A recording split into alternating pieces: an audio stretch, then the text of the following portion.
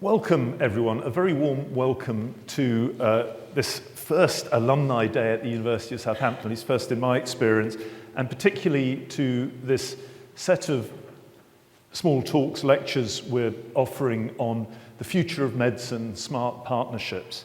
I hope you'll find it really interesting. Certainly we've got a great group of speakers to talk to you today, and hopefully plenty of time for you to ask questions and hear some answers in due course. I'm Mark Spearing. I'm the Vice President for Research and Enterprise at the University of Southampton, and it's my pleasure to be your host for this event this morning. This is a fantastic day. I hope it will become a very regular event. It's about sharing memories. It's about celebrating the 70 years that we've been a university with a charter, the 160 years we've been an institute of higher education here in Southampton. It's about meeting old friends, meeting some new friends. It's about looking back. But what we're celebrating here in what we're offering in this particular session is to give you an update on what we're doing currently in a really important area around health and looking a little bit into the future about what we might be doing over the next decade or so. And it's the future of health, future of medicine rather, but smart partnerships, and offering to you that the way we need to do this is by working in partnership, working in an interdisciplinary way, bringing people and ideas together that haven't been brought together before to develop the synergies between them and see what emerges in terms of what might be possible in the future. I'm the Vice President Research and Enterprise, and it is the best job in the university. Of this I have absolutely no doubt. I'm responsible formally for ensuring the university has a strategy, a framework within which people can do amazing things. To think creatively, to work together in unexpected ways, to produce brilliant ideas, sometimes that are ideas just for their own sake, that are thinking in ways that people haven't thought of before. Things emerge that are just fascinating, fantastic. But sometimes it's about bringing the right teams together to tackle difficult societal challenges, global challenges even, to make a difference. And both are equally valuable and everything in between. It matters that we as a major research university do that. This has been a good week for the university and people in my job, or my job in particular, which is we received our Research Excellence Framework outcome, and it was very positive. We've gone up in that ranking. We're now the 14th ranked university for quality in the UK. Particularly pleasing was that we're now, have gone up really significantly, we're now the 7th ranked university for the impact of our research in the UK. And that's very relevant to what I was just saying about addressing societal challenges, whether that's global health, global hunger, the nexus of food, energy, security with water security, aging populations, urbanization. These are things that are big challenges for us as a global community. And the only way one can address those is by working in an interdisciplinary way. I'm an engineer by background. There's a conceit that bring great technology and it will provide the answers. But my lifetime of experience says that you can have the wackiest, whizziest technology that provides medical diagnosis or makes your car run more efficiently.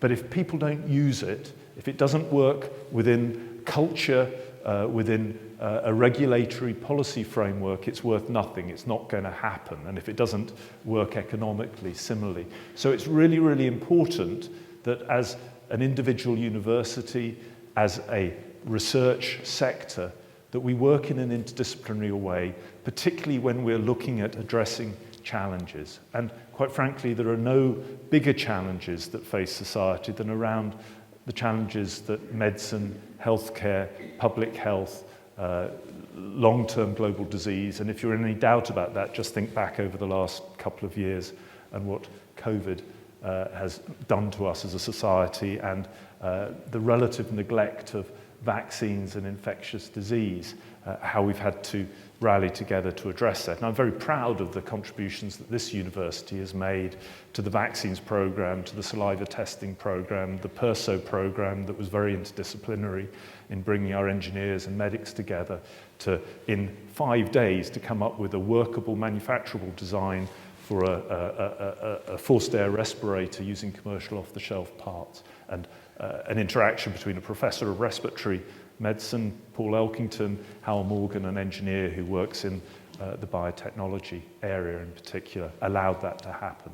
So we have a really good track record in this space. And what we're going to hear about today is a couple of areas that I think are of particular interest to many in the room: cancer and dementia, neurodisease, and giving you a sense of how we're going about addressing them now and what the future might look like by partnerships between medics, clinical medics, and engineers, biologists, imaging specialists.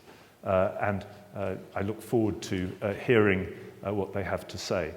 To chair the first session, which is on cancer immunology, I'm going to hand over to my esteemed colleague, Diana Eccles, who is the Dean of our Faculty of Medicine, is a practicing clinical academic herself, and a Professor of Cancer Genomics. Diana, over to you. Thank you.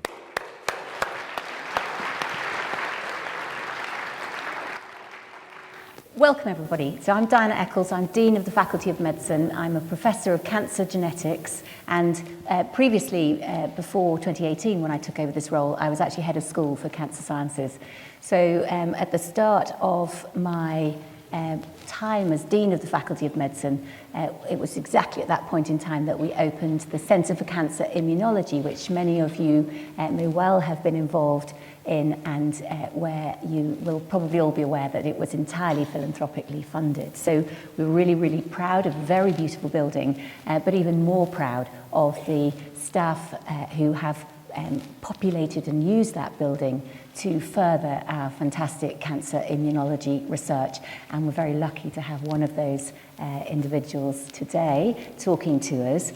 We were able to recruit in, with this wonderful building and the great facilities we had, two very talented researchers, very definitely interdisciplinary, to work in that building and grow a group.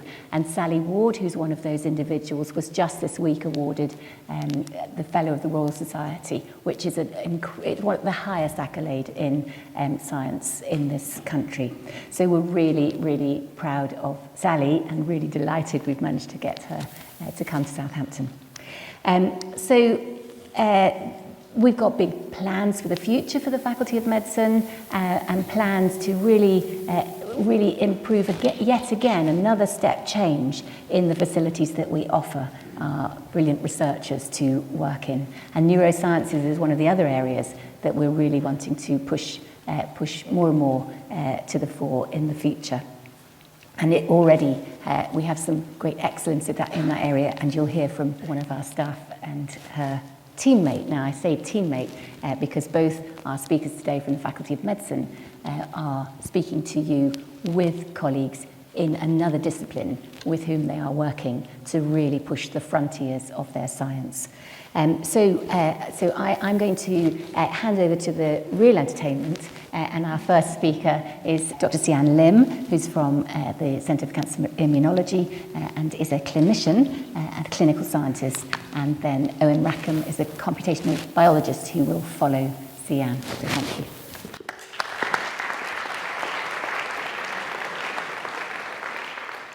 Good morning, everyone. It's a real pleasure to be able to speak to you today. And as Diana's just introduced, I'm Sian Lim, and my job title is a mouthful, but what it means is that I am a consultant hematologist working in the NHS. I specialise in blood cancers, especially lymphoma, and I'm also a research group leader based at the Centre for Cancer Immunology, where I'm interested in finding new cancer treatments. And today I'm going to talk to you about our research, where Southampton led, in COVID-19 vaccine research in patients with blood cancers, particularly lymphoma, and how might this information help us design new cancer treatments. So here's an introduction to blood cancers. Blood cancers happen when the stem cell, a baby blood cell, the developmental pathway goes wrong. It's interrupted, and this leads to accumulation of a particular type of cell. In this case, if it's a B cell, the type of immune cell that has gone wrong, then this leads to cancer. And this might manifest in patients in the form of a lymph node swelling, as seen here in this patient, where on this scan, and unfortunately in this case, this lymph node swelling is compressing the patient's windpipe. So early in the few months into the start of the pandemic, a research group studied the health records of 17 million patients across 17 million individuals across the UK. And what they found was that patients diagnosed with blood cancer are 3 times more likely to die from COVID-19. And this was pre-vaccination. And it doesn't come as a surprise because blood cancers are essentially a cancer of the immune system, and we need the immune system to protect us against COVID-19. So how does your immune system protect you against COVID-19? Well, this is a cartoon of the SARS-CoV-2 virus that causes COVID-19. And the virus needs to enter our cells to cause COVID-19. The virus, and it does so by a lock and key system. So on the virus are these structures called spike proteins, and that's the key. It needs to bind to the lock, which is the host ACE2 receptor on our cells. And when it does so, it is able to open the door into our cells. Now, the immune system can counter this, can protect us by producing antibodies, and the antibodies bind to these spike proteins so that it can't bind to the lock. And in doing so, it means that the higher the antibodies, the better.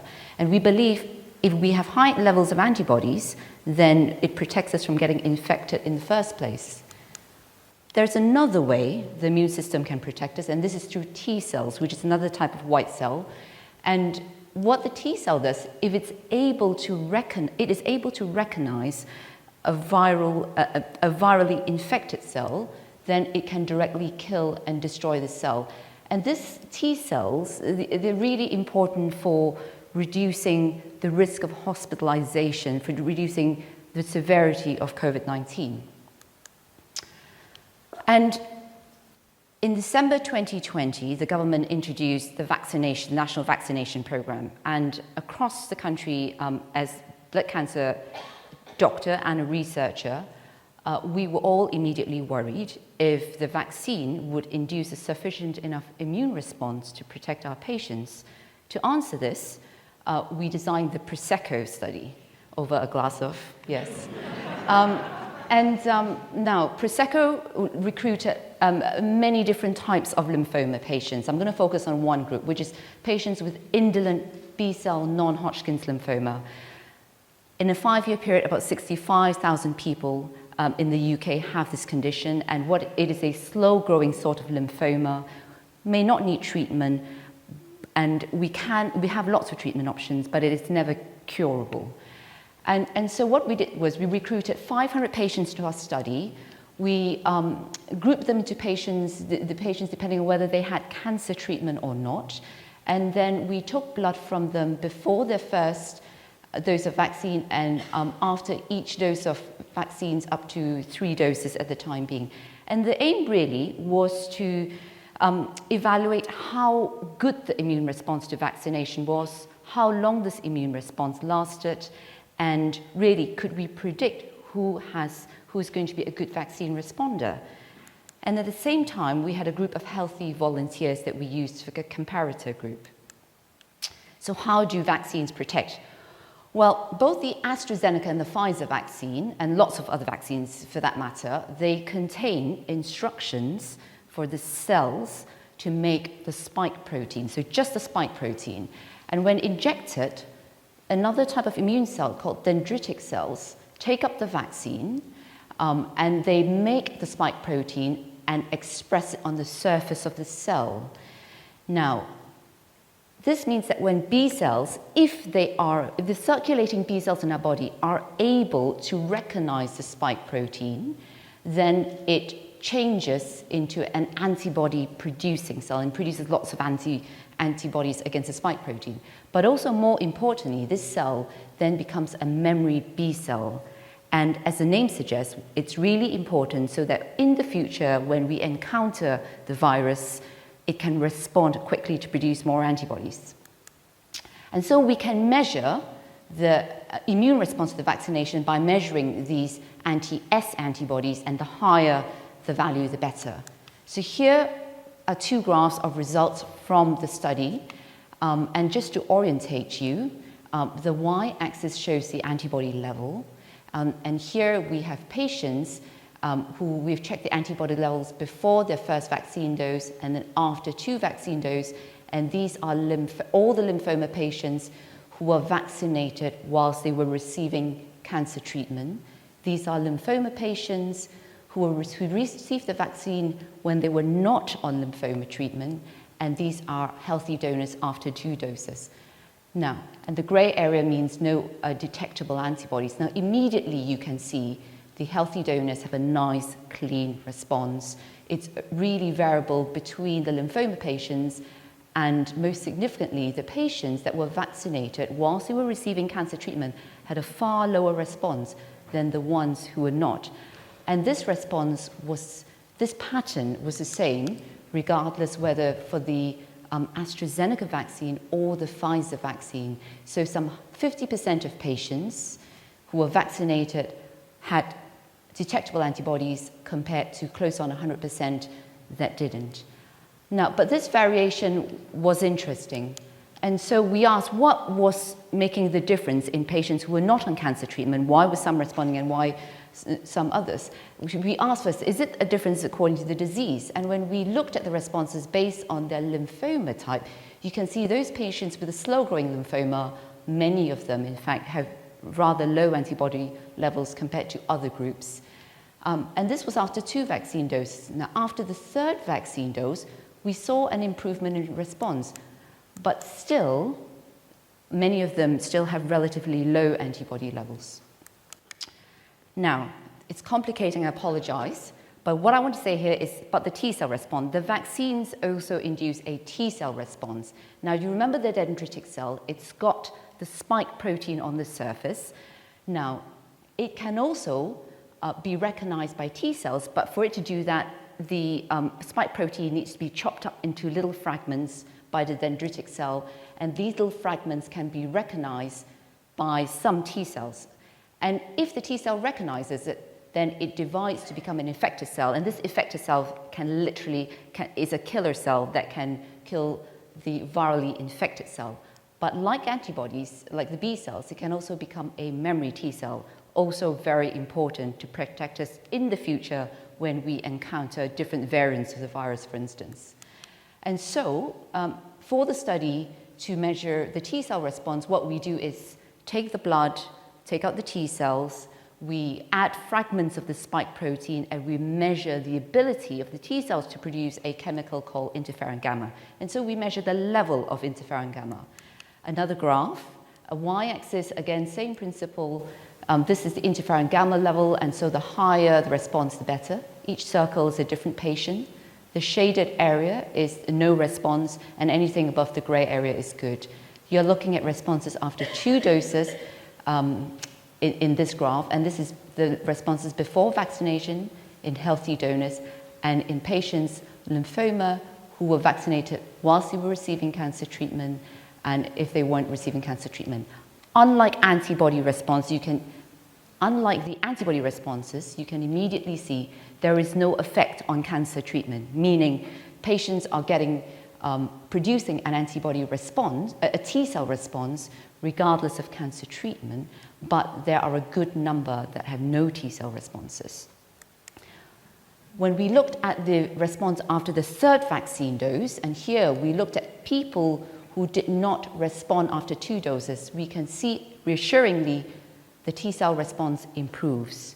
And in those who had responded after 2 doses, they held or boosted their T-cell response. So that 3rd dose is really important. So here are the key findings of PROSECO. We found slightly under half of patients with lymphoma who had an antibody and a T-cell response, which is fantastic. Unfortunately, the blue section tells you that some 10% of patients with lymphoma do not have an antibody or a T-cell response, and this is a fraction of people that we are worried about.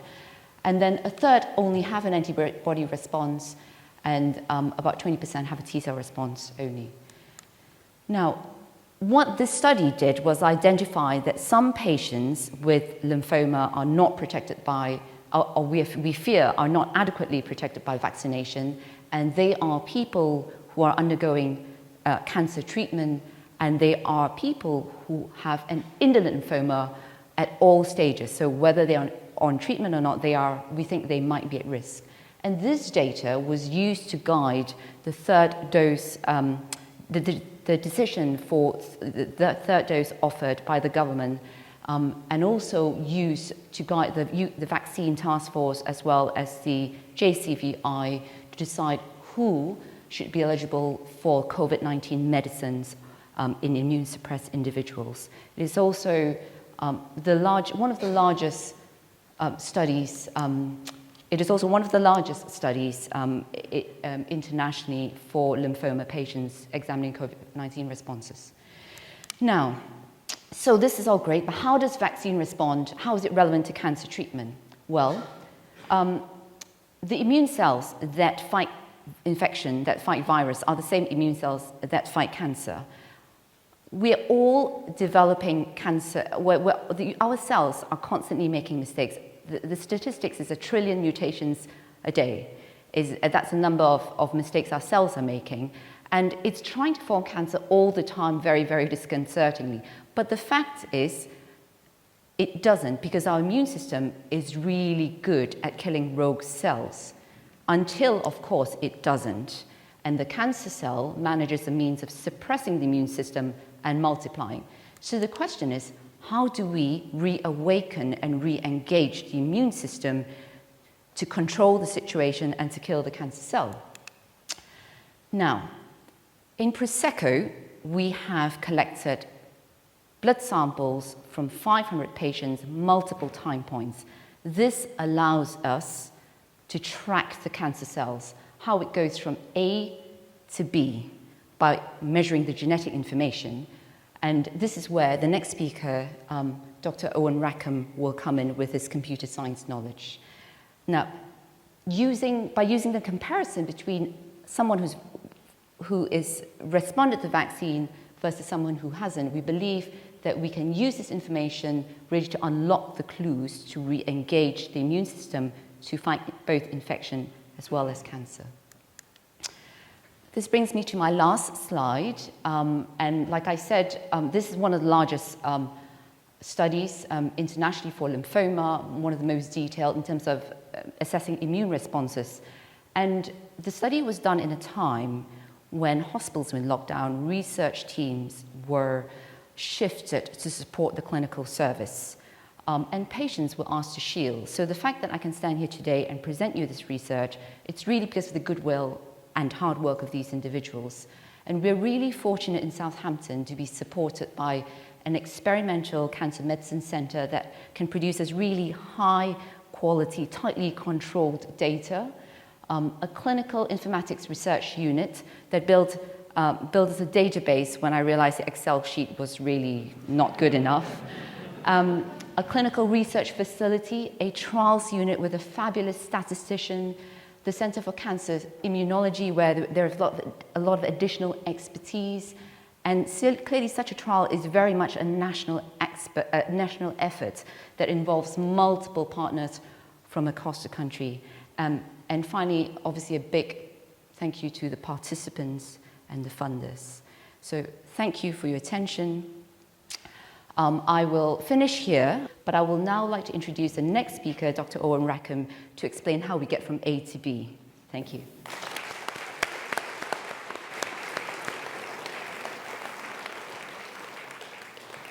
Thanks, Jan, and it's a great pleasure to get the opportunity to talk to you all this morning.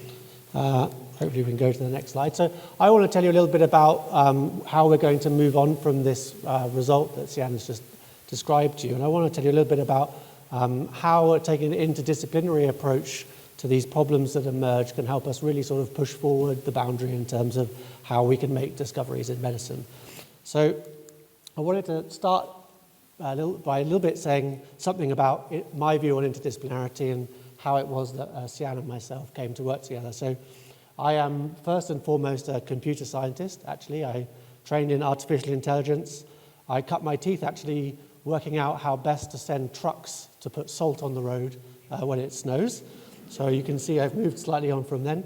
And in a journey that I can't tell you in 10 minutes, I now am also considering myself a developmental biologist. I'm interested in stem cell biology and how organisms develop. And I hope you can see that this puts me slightly in a different place to Sian, but I'm going to show you some technology that my group's worked on, and hopefully you'll be able to see why working together lets us tackle problems in a slightly different way. So this is my view of the world. Often we collect data, it makes us realize that there are some problems, and then we're going to use technology to try and find a solution to those problems. So actually, I'm really focused in on that section. What are those technologies? And the nice thing about it is if you're working in an interdisciplinary way, you don't actually always need to come up with new technologies. Actually, you just need to realize that something that you've made in one area, you can use it to make progress somewhere else. And hopefully, what I'm going to show you in the next few minutes, is an example of how Sian and I are trying to do that.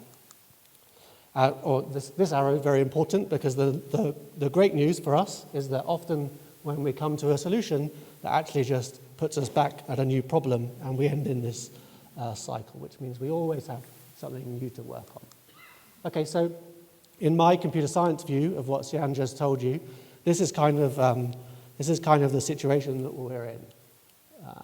We have non-responders and we want to make them responders. Okay, so I work in flowcharts, so that's my understanding of this problem. Okay, and I'm going to talk to you about a technology, not for this, but for a very similar problem, and then hopefully you'll be able to see why it is that Sian and I are so excited to be able to work together. Okay, so human biology is amazing. We have a whole host of, oops, that's not the pointer, this is the pointer. We have a whole host of different cell types that make up our bodies, and they all arise from initially this single cell that divides, and as it divides, it becomes, it specializes into all of these cells. And this is truly a remarkable process, and I talk to you as a father of a 5-week-old daughter, so I really know the sleep-depriving beauty of this process.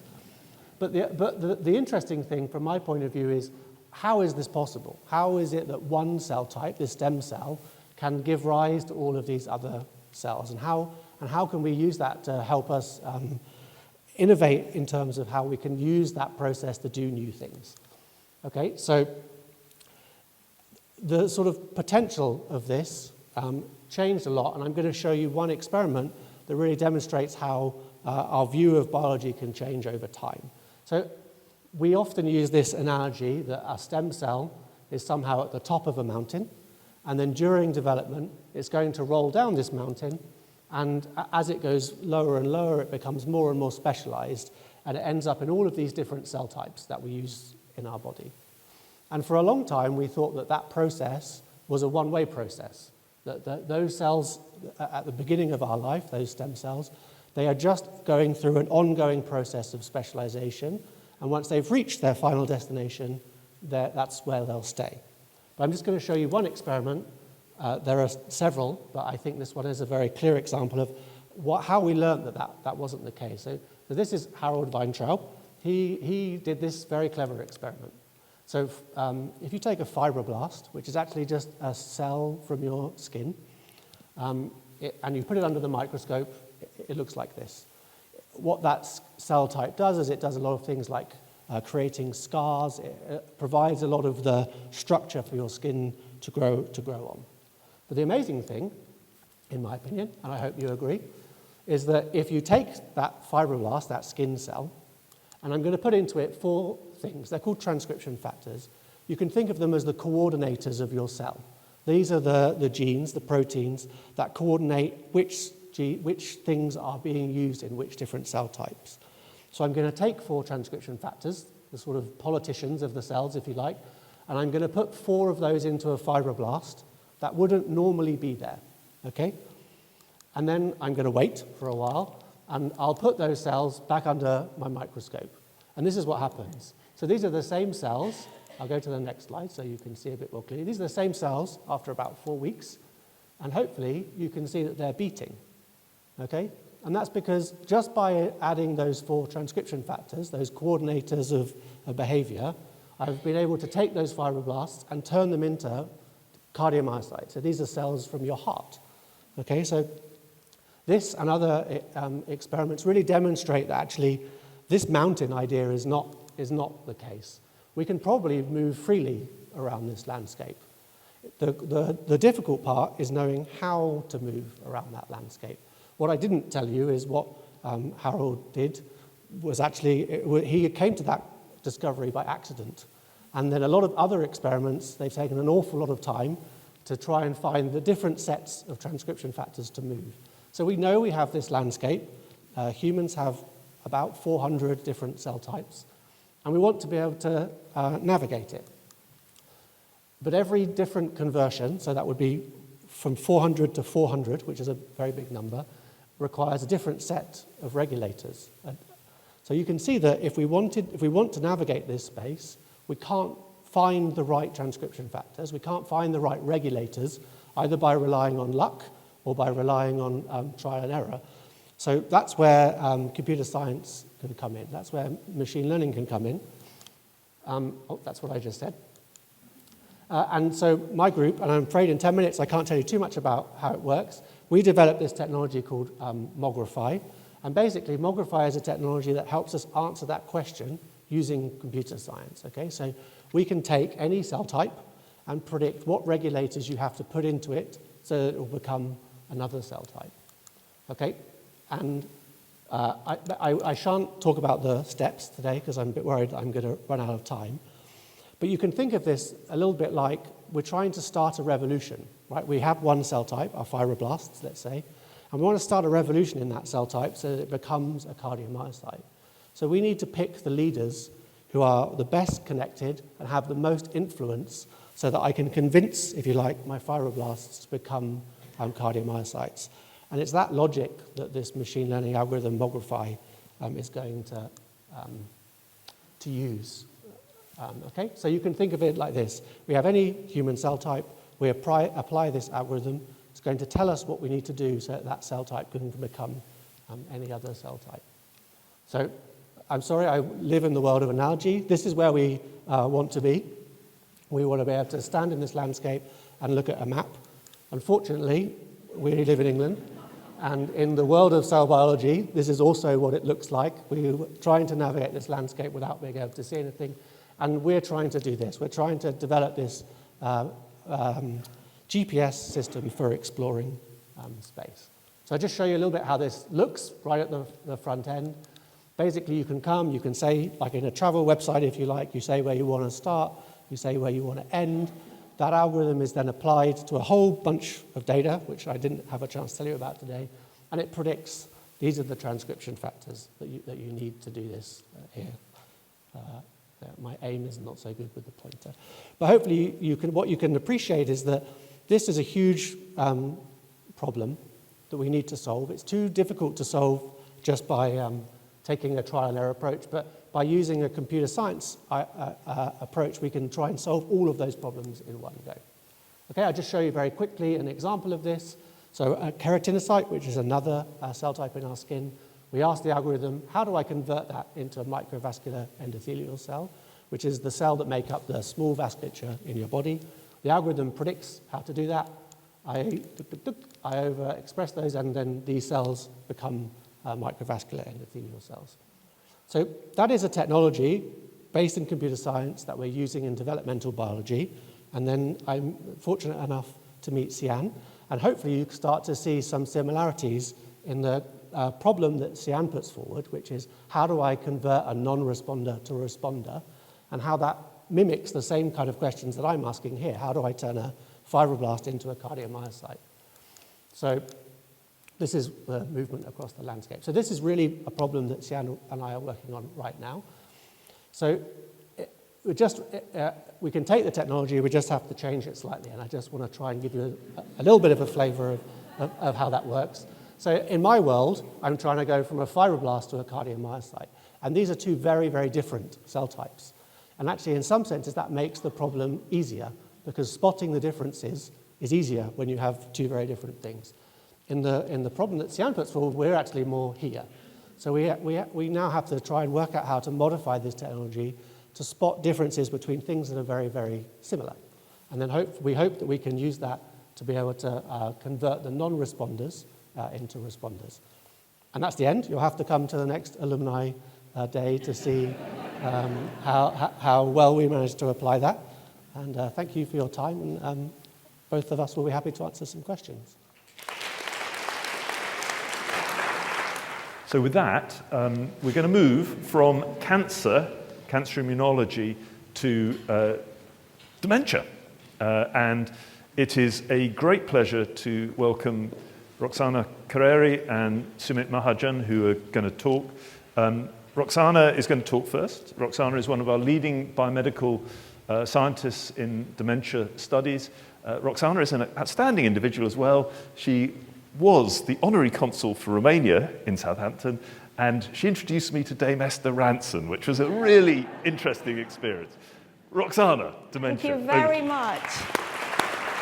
It's a great honor and pleasure to be here, and the reason that I met Dame Esther Ranson is the same reason that I'm enthusiastic about this topic. We are all aging, and quite frankly, as an anatomist, the alternative of not aging is not very nice. So what happens with aging is that the age-related diseases, their risk increases. And the number one risk factor for dementia is aging. There are other risk factors that are usually associated with cardiovascular health as well. So dyslipidemia, high cholesterol, there is a certain genotype that predisposes to dementia as well. The question is, and the reason that there is no efficient treatment for the 850,000 sufferers of dementia in the UK, is because the causes aren't exactly clear. We know the brain is enclosed in the skull, so it's inaccessible. We need good imaging, and you're going to hear more about imaging techniques from my colleague Sumit Mahajan. What you see in a demented brain is, first of all, there is loss of brain substance. So the brain becomes atrophic. It's smaller. The cavities that contain cerebrospinal fluid that we need in order to bathe the brain, to feed the brain, those cavities enlarge. And that's usually a bad sign because it's a sign of the fact that you're losing brain substance. The question is, why? Why does this happen? Obviously, we need to do something about it because it's a huge societal and economic burden. There are two major things that happen in the demented brain. One is accumulation of proteins inside the cells, and the other one is accumulation of proteins outside the cells. The problem is that we all produce these proteins. These are not mutated proteins. We produce them. So the question is, why is it that a young brain can cope with clearing, with eliminating these proteins, and an older brain, some older brains, cannot get rid of these proteins? And this happens. They build up in the brain as amyloid beta sticky plaques, you may have heard of them, or tangles within neurons. Now, there is one major anatomical fact that is peculiar about the brain. It does not have lymphatic vessels. So everywhere else in the body, there are vessels through which fluid, cells, immune cells, proteins can drain away from the tissue, and they can be cleared from the tissue. The brain and the eye are the only two organs that do not have these lymphatic vessels. So the major question that I asked myself about 15 years ago is, could it be that Alzheimer's disease is a consequence of not having efficient lymphatic drainage? And there must be lymphatic drainage in a younger brain, so what are the lymphatic drainage pathways of the young brain? Because if we can identify them, if we know the drivers of efficient lymphatic drainage in the young brain, we can do something about the older brains. So, can we have the lights down, please? Because this is, I think, the key to what I'm about to discuss. Technology is a wonderful thing. And when we took the brains from people with different stages of dementia and analyzed them carefully, we noticed that there is the degree of dementia associates very closely to how much amyloid builds up in the walls of the blood vessels. So what you can see here is a vessel from a demented brain that is in longitudinal section, and this is a cross-section of an artery at the surface of a demented brain. Now, an artery has an inner lining, it has a middle lining, and in this middle lining sheet, there are smooth muscle cells. Their role is to pump the wall of the artery. And it is around these smooth muscle cells that amyloid builds up, always. Now, we're very fortunate in Southampton because we have a lab where we've got anatomical specimens, we have a brain bank, so we can do these studies. And across a number of experimental studies and hundreds of brains that were examined, we managed to define and characterize that the lymphatic drainage pathways of the brain are along the linings of the blood vessels, and most importantly, these linings that act as cement between the smooth muscle cells. As we age, the structure of these linings changes as well, and therefore you're more prone to accumulating amyloid beta. But here's the problem. We're all aging, we all change the structure of our extracellular matrix and these linings. Why is it, we can put the light on now again, thank you. Why is it that this process that we called IPAD, by the way, it's intramural periarterial drainage. It happens only along the walls of arteries. Why is it that this IPAD process fails in the aging brain? Well, one major question that we had, where we needed everybody of every specialty in the university, and I think I'm hoping that I'm going to convince you with the next slides, is what is the driving force? What is the motive force for this lymphatic drainage along these pathways in the brain? And for this, we had to team up with physicists, a vascular surgeon, a cardiovascular surgeon, a medical physicist, and a mathematician, and there were computer scientists there as well with us. And the reason is these pathways are very inaccessible. You can't see them, you can't reach them. So what we did was we formulated a hypothesis, and our hypothesis was that it's the pulsations from the heart that drive IPAD. And of course, the mathematician said, yeah, but the heart's down here, your brain's up here, they're in the wrong direction, it can't work. Within a year, we managed to actually find the answer to our question, and that is this strength and the amplitude of the contractions of the smooth muscle cells themselves that drive this lymphatic drainage. And this, of course, for us is wonderful news, because the smooth muscle cells have sensors on them, these sensors are innervated and we can act therapeutically. So we now have 2 major programs of work towards treatment of Alzheimer's disease and facilitating this process, IPAD. One program of work is to use chaperone molecules, such as this one's called apolipoprotein J, so it helps with the transport of cholesterol. It also helps with the transport of amyloid beta along these pathways. And our collaborative work with the Mayo Clinic in the United States has shown just that in an experimental model. So we're working on that side as one direction.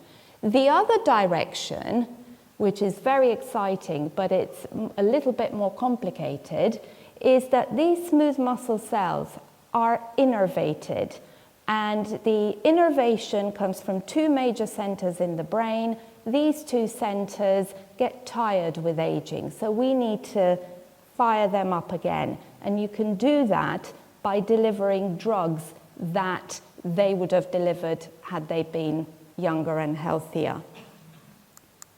So with this, of course, there also comes, well, what about the smooth muscle cells themselves apart from the sensors? Maybe we can restart their machinery, their ability to contract, and for that, work on the mitochondria, which are the energy-producing parts of the cell.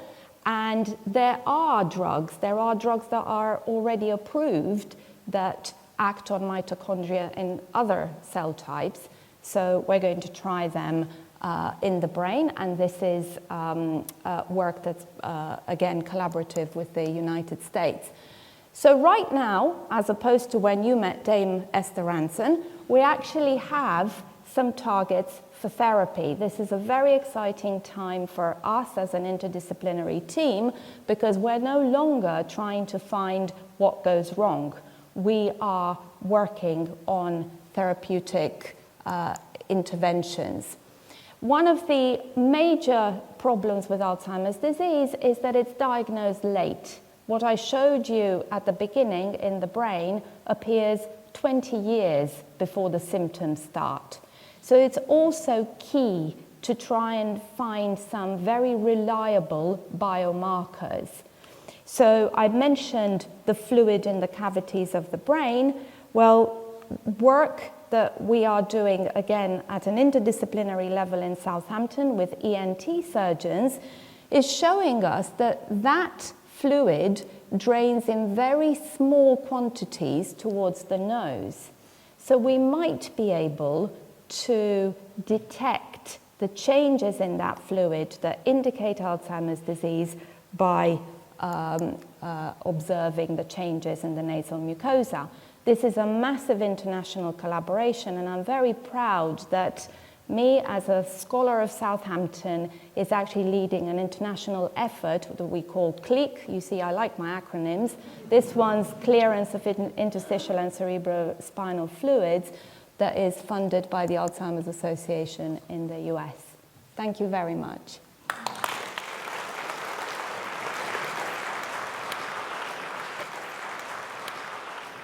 Thank you, Rox, and it's a pleasure again to be here and talk about some of the work which we are doing in this space of dementia. So I'm going to actually follow on the act, which is a tough one to follow, but to tell you about the work which we have been doing, stemming from going from very fundamental research to all the way to actually solving this problem of early detection of subtyping neurodegenerative diseases. So my name is Sumit Mahajan, and you'd be surprised, I am actually a chemist by training, but also trained then as a biomedical engineer. And what I currently develop are imaging solutions for biomedicine. It has quite a bit of a journey for me as well in terms of traversing different disciplines. But now I find it hugely exciting that actually I'm able to bring them all together and contribute to something which can actually have real world impact. So what I'm going to actually talk to you about are some novel technological solutions which have come out from our lab for personalized medicine and for improving patient outcomes in the space of neurodegenerative diseases.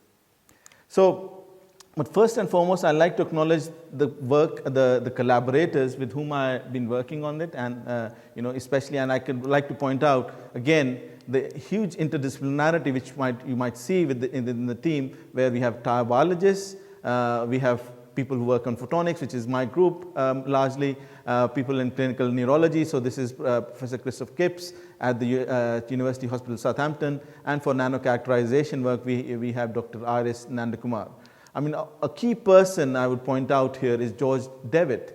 He's now a postdoctoral research fellow who works across the two groups in tau biology and photonics, who has been hugely instrumental in bringing these two very different disciplines together to actually take things forward. And I'm obviously very, very thankful for the funders which have supported us, including the benefaction from Mr. John and Mrs. Elizabeth Bolden. What I'm going to actually show you now is some of the Rocks mentioned that actually there are deposits which happen in the brain. So if you manage to take those deposits and put them on a surface and try to image them, this is how they look like. They look like these tangles. So Rocks mentioned these intracellular proteins which accumulate intracellularly. So at the nanoscale, they appear like this. So although this is titled as Cyber Canyon because we submitted this to a micro imaging competition and got the first prize, but this is how they look. Yeah? And I'm going to tell you more about these in a bit. So the fundamental issue in all these neurodegenerative diseases, including Alzheimer's, is the fact that there is protein accumulation or aggregation, as I might refer to it. And that really starts here. You have the proper functioning monomer, the protein in its own. It undergoes a critical event called misfolding. It changes its structure somehow. And then it gets the propensity to actually start to accumulate and become assemble into oligomers, protofibrils, and fibrils. And it's the fibrils which actually deposit in the brain and as plaques or tangles. And that happens really as Rocks mentioned, 20 years before this process actually starts. So what would be key to being able to early detect or detect things early would be able to detect this change and the triggers to this change.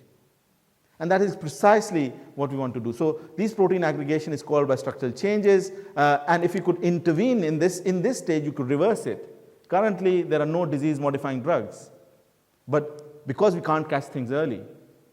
If we could do that, it would have to be at this stage when they still can move backwards and forwards. Here, it is permanent. It is the brain's way of sequestering things and kind of trying to say what it can. So before that, I'm going to give you a little bit of a primer that proteins have a hierarchical structure. They have a primary structure which consists of their amino acids stringed together as a thread. That is important. But a protein's most important thing for a protein for its function is a secondary structure, or how they arrange in space, whether as a helix or as a sheet or just floating around. And it's this secondary structure which then you can build upon together. There are superstructures on that which assemble together as tertiary or quaternary structures, but actually it's the secondary structure which is the most important thing. And if pathological change in this secondary structure is misfolding, and that's what we target in our detection technologies. So this leads to me defining the challenges which we have worked on and which our technology is able to address. And one of them is the fact that if we could detect these structural changes during accumulation, then we could actually develop structure-sensitive drugs. If you could work out what this pocket looks like, then we could exactly target it. And that could perhaps accelerate the search for disease-modifying drugs. The second aspect is that there are currently no technologies, no techniques, no methods which can do detection early, 20 years before. That's our target. Yeah? And if we had a method which could detect this protein structure at the molecular level as a disease marker in biofluids, then job done. That would be perfect. And that's exactly what we have been trying to do in our research. So we have developed a new laser-based technology, which comes from very fundamental research, because I mean, this technology, I'm a spectroscopist and an engineer by background, and we just were trying to play and make the technique better, more sensitive. To give you a very brief primer of the technology, it is laser-based. All our molecules are connected have atoms which are connected by chemical bonds. They're vibrating, and we detect that vibration by shining a laser light on it,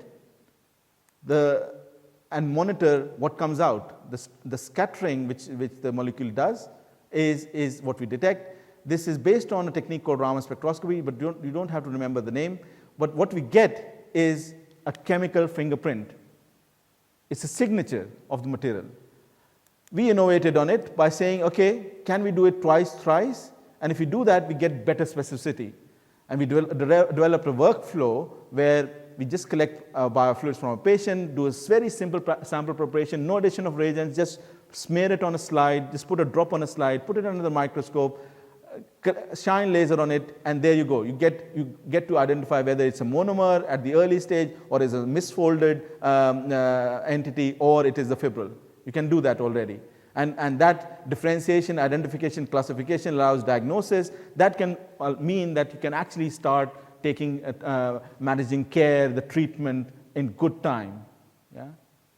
So these are some results which show that actually your method works. So tau, the name of the protein which actually assembles intracellularly in Alzheimer's disease is called tau. And you can see by applying a method, when it goes from monomer, where actually there is this nanoscopic, and when it becomes oligomer to fibril, you can actually separate them out almost with 100% accuracy. We can also detect mutants. So if the tau protein structure is inherently defective, you can also detect it very well. So these are different isoforms of tau protein, and they separate out really well. We have developed then, based on the same strategy, we developed a stratification strategy for patients so that we can actually subtype disease. So when a patient shows up with some aspects of a neurodegenerative disorder or dementia, then the first thing that the clinician wants to know, is it really neurodegenerative disease, or is it really? And then within that, they want to know, well, how fast do I need to administer treatment? What can I do? And some of you might know that within Alzheimer's, there's a lot of heterogeneity. There is early onset disease, there's late onset disease, there's severity levels with different severity levels, and we want to subtype them so that we can actually differentiate them. We also checked our method against PSP, which is progressive supranuclear palsy, which actually is caused by the same protein. It has some overlapping symptoms, so it's very important to actually differentiate between AD and PSP. And our method was we tested our method on patient samples. These are CSF samples from patients, and each dot is a patient, and you can see all of them, we get very, very nice results. Almost, again, 100% identification. That we can say even though they might have overlapping symptoms, we can actually tell AD patients completely apart from PSP patients compared to healthy patients. So always these are from volunteers. We have our same methodology actually applies to Huntington's disease as well, which is not quite based on the same protein, but a Huntington's protein, which actually also undergoes the same kind of effect, monomer, oligomer, fibril. And that causes cognitive defects and behavioral changes, motor defects usually. And in this case, we correlated the scores which were derived from this imaging, from this spectroscopic approach, with actual clinical measurements. Currently, clinical measurements are done through questionnaires, behavioral tests, and so on. And we found that actually our method was our laser-based method, which gives results in minutes without any sample preparation, was actually be able to give direct correlation with the severity of the disease. Yeah? And actually, if you see the first point here, which is 0 to 4, which is pre-manifest disease. So actually, it could detect things before the behavioral deficit or behavioral disorders kicked in, before cognitive defects kicked in.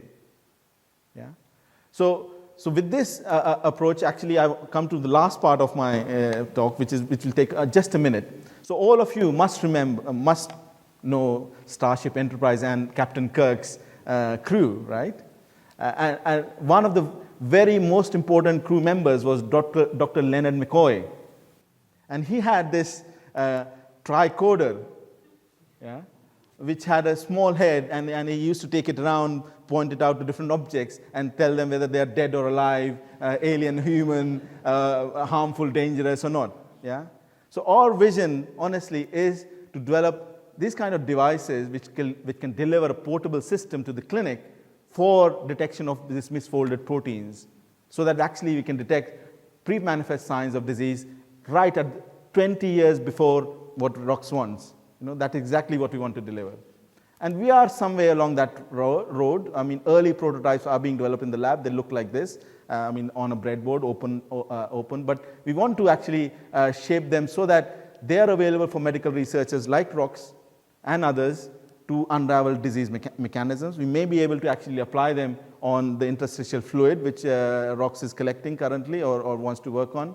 We want to do more clinical feasibility trials of these devices and make sure that these get translated to the clinic within 5 years, and that we have all this translational pipeline all available in Southampton for doing that. And with that, I'll end my talk by giving you a brief summary that actually, coming together, ROX and I were brought together by this Interdisciplinary Dementia and Aging Center, IDEAC, which is an excellent thing for actually making things happen together. And I can tell you from personal experience that interdisciplinary research is one of the most exciting and rewarding areas to work on, because then you can actually see how you will take your fundamental knowledge into the real world and make an impact. Because problems don't see disciplines. They just want a solution. And the solution has to bring people together to actually find the solution. You have to bring people together. So medical researchers and clinicians need novel tools and technologies for understanding disease and finding new treatments, and hopefully we'll be able to contribute a bit to that. But it's best to work with problem owners directly, and patients, of course, to actually develop those tools and technologies. And we are trying to do our best in that area. And I will reiterate once more that only by working together can we actually make a difference. Thank you. We have come to the end of our time. Many thanks to Sian, Owen, Sumit, Rox, Diana for their contributions here. I hope that some of you have found this thought-provoking, stimulating, even inspiring. Going back to the title, I hope you will reflect that the future of medical research, smart partnerships, is a really good way to progress, and Southampton is doing some really amazing things in this area. Many thanks for taking the time to be with us here. I hope you've had a great time. Now go and enjoy your lunch. Thank you.